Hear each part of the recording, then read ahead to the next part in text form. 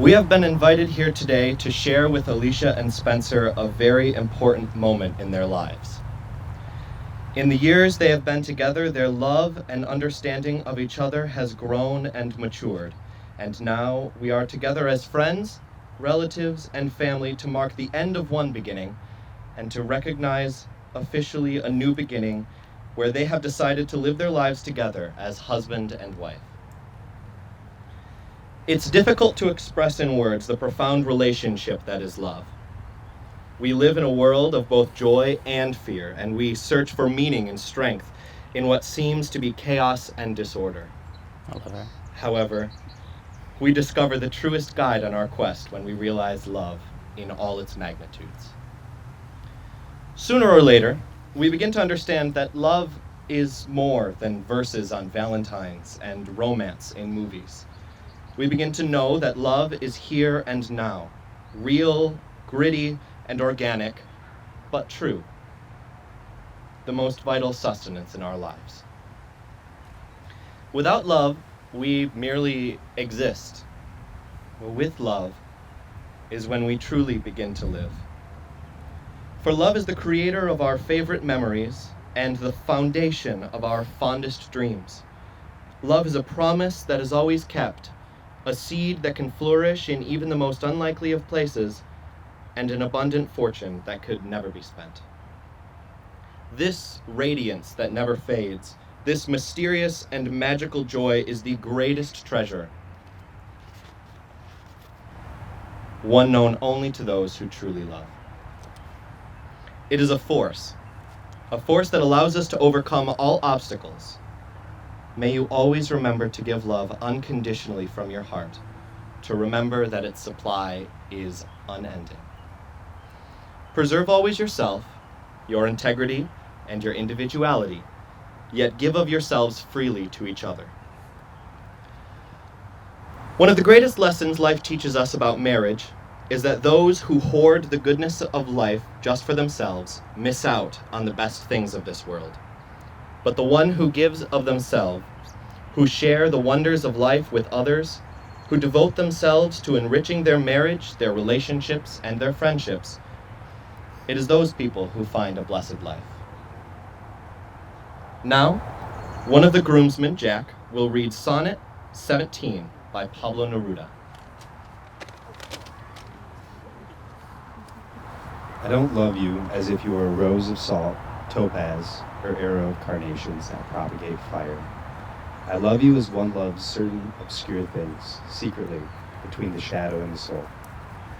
I love you as the plant that doesn't bloom but carries the light of those flowers, hidden within itself, and thanks to your love, the tight aroma that arose from the earth lives dimly in my body.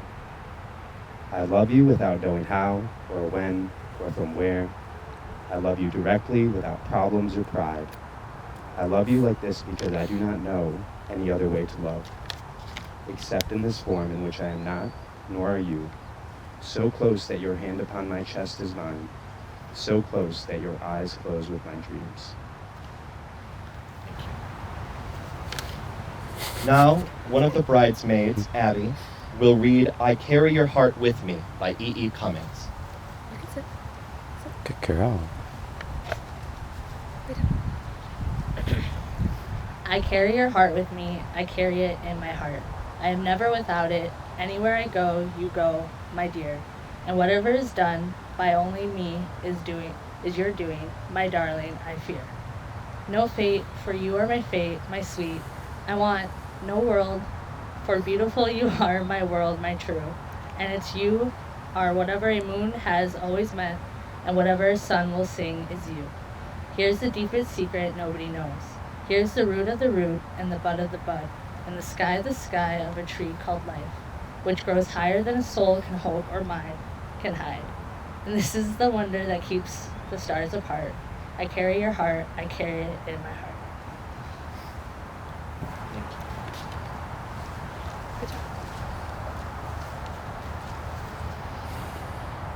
Marriage is a state in which two people come together and create a union that is greater than the sum of its parts. Remember the vows. Since the beginning of time, the ring has been an emblem of the sincerity and permanence of a couple's love for one another and regard for their marriage. You will carry with you two beautiful rings, symbolic of an imperative unity to be given and received as bonds of never-ending love and devoted friendship.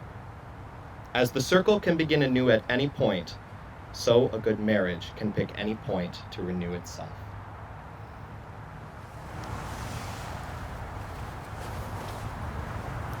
Got the kids. Bada bing. Alicia, with this hand, I will lift your sorrows. Your cup will never empty, for I will be your wine. Back forward.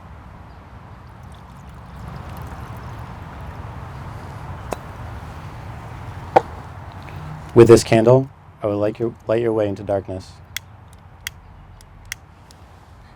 It might not light. Oh, we're good. It's pretending. Okay.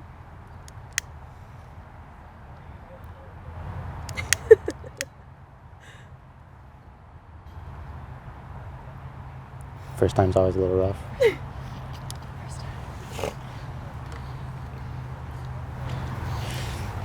And with this ring, I ask you to be mine. Man, I feel nervous. Me too.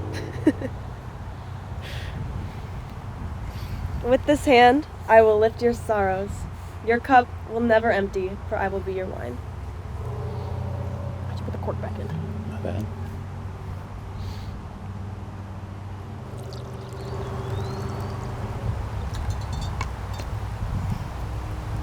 And with this candle, I will light your way in darkness.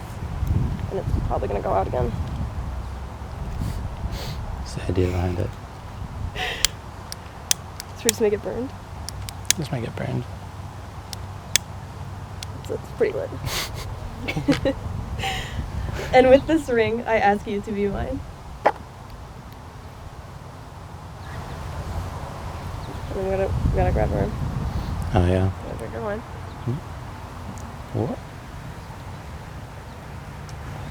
Oh yeah. Drink All right. it. What's that? Yeah. There you go, bub. Let's pretend I don't. We don't do anything.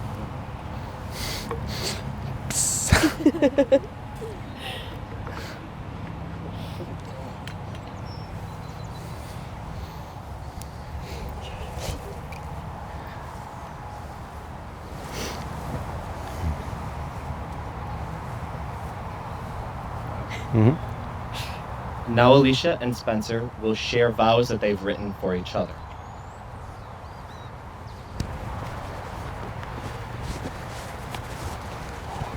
See if I can get this out.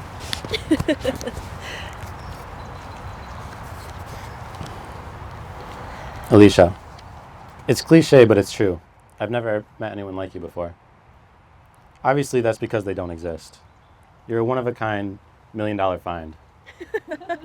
You're determined, loving, and stubborn in the best sort of way. You're not afraid to call me on my bullshit, and you say exactly what you think. Some might say you come off too strong, but I think you've got it just right. The perfect balance between sweet and sour. The first time we met, I had just finished photographing a wedding.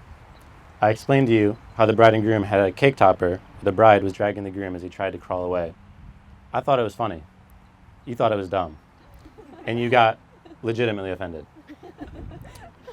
Looking back, I'm not surprised at all that the first time we met is defined by disagreements over something as dumb as a wedding cake topper. But this is something that I've learned to appreciate about you. You didn't think it was funny because you know that love is nothing to joke about. Alicia, you're the bee's knees and the sweetest thing I ever did see. I hate you. You're unrivaled in beauty and have a smile that could melt the coldest heart. I could sit here all day and shower you with compliments, but all I'm trying to say is that you're too good for me. I've said it before, and I'll say it again. You and me, we're pretty awesome. More specifically, you're awesome and I'm just along for the ride. And I can't believe I finally get to marry you. We've been together for 4 years now, and every second has flown by. Every month we've celebrated month-anniversaries. I love month-anniversaries because something as great as our love deserves to be celebrated more than once a year. I can't wait. In case you've forgotten, we've celebrated 48 month-anniversaries together, marked by today. I can't wait to celebrate 48 and countless more month-anniversaries with you. Every year, every month, every day, and every moment I spend with you deserves to be celebrated. So Alicia, as we begin our marriage and move forward with our lives, I promise to always put you first, to listen more than I speak, to be patient, to get better at cooking, to have fun, and to remember what is the most important when nothing else seems to be going the way that we want it to go. I promise to love you through the ups and the downs. I promise to stay with you until the day we die. I promise to say I love you every day. I promise to always kiss you goodbye, and I promise to be the best husband that I can be. I love you. All right. What hand am I supposed to hold it in? Whichever hand you desire. What? Whichever hand you want. Okay. Can you hear me? Play better. It's hard for me to write these without sounding like a total cliche.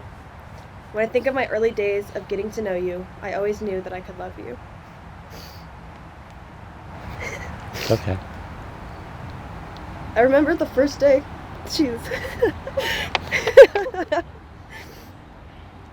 I remember the first day I decided I was going to actively pursue you. It was Valentine's Day, 2014. Typical, I know. We were ice skating at Rosa Parks Circle. I believe my Facebook memory said, double date ice skate. Plot twist. The couples were Kelsey and I, and you and Caleb. I was watching you two race around the rink when Kelsey leaned and proposed ODSM, which translated to Operation Date Spencer Miller. That was the day my chase began, and look at us now. Today is our 4-year anniversary. Isn't that insane? I've never felt more #blessed to have met and fallen in love with someone as incredible as you. You've made me feel a love deeper than I knew I was capable of. Every day I am reassured in choosing you as my life partner in crime. I love that you love me unconditionally. You've always accepted me for the chaotic mess that I am, and you still think the sun shines out of my ass. But Juno's dad said the right person always would. You're my missing puzzle piece. Before you, I never knew opposites that could actually fit together so perfectly. Sorry, I'm nervous. You're my anchor on a stormy night, and the wind in my sails on a sunny day. I will never be able to tell you how much I appreciate you. When first contemplating marriage, I was asked, can you picture your life without him? While my answer was always no, our relationship was put to the ultimate test when you went to Chile for 4.5 months.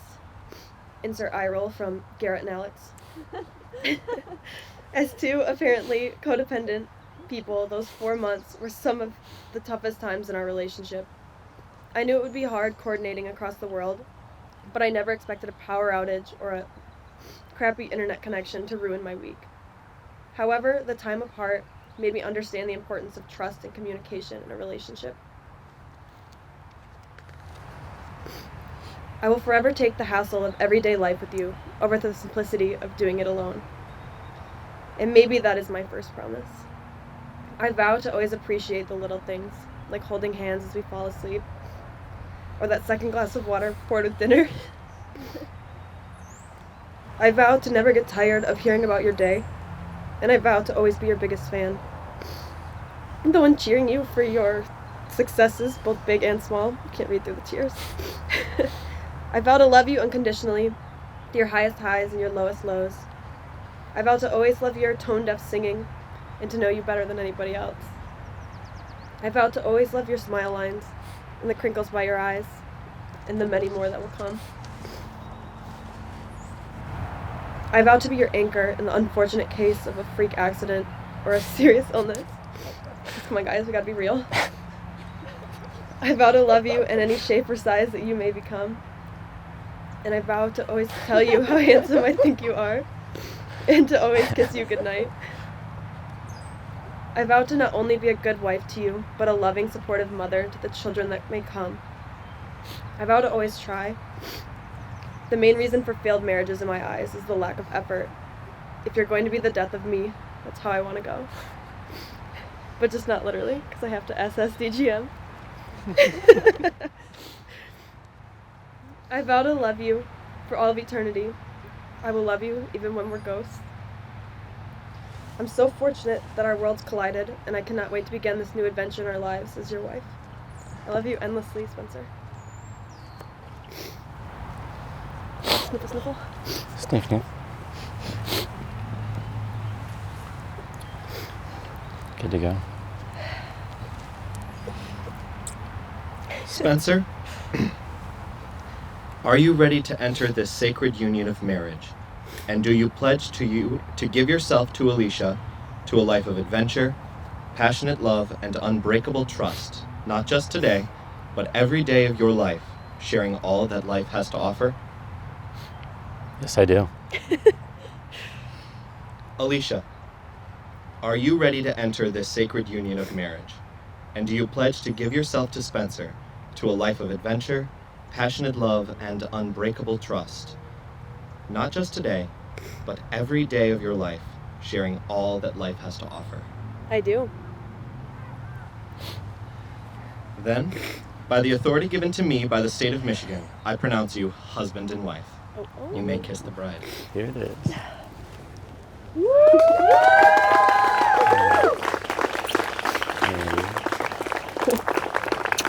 I love you too.